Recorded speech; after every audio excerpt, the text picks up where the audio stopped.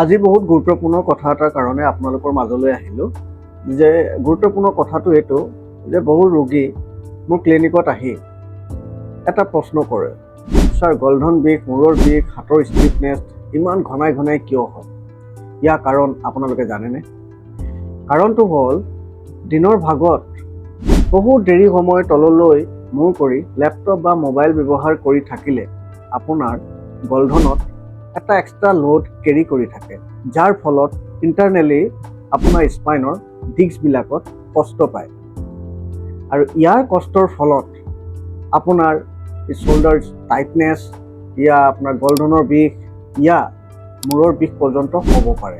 আৰু এই 2-3 কাৰণত আপোনাৰ ৰাতি টোপনি অহাত বাধা পৰিব পাৰে। তো সেয়েহে আপুনি আপোনাৰ গলধনৰ ট্ৰিটমেণ্টৰ কাৰণে আমাৰ কাইৰোপ্ৰেক্টিক ৰিষ্ট'ৰেটিভ ক্লিনিকৰ লগত যোগাযোগ কৰি ইয়াৰ সঠিক দিশ মেইনটেইন কৰিবৰ বাবে আৰু সঠিক চিকিৎসাৰ কাৰণে আমাৰ লগত যোগাযোগ কৰিব পাৰে। নমস্কাৰ।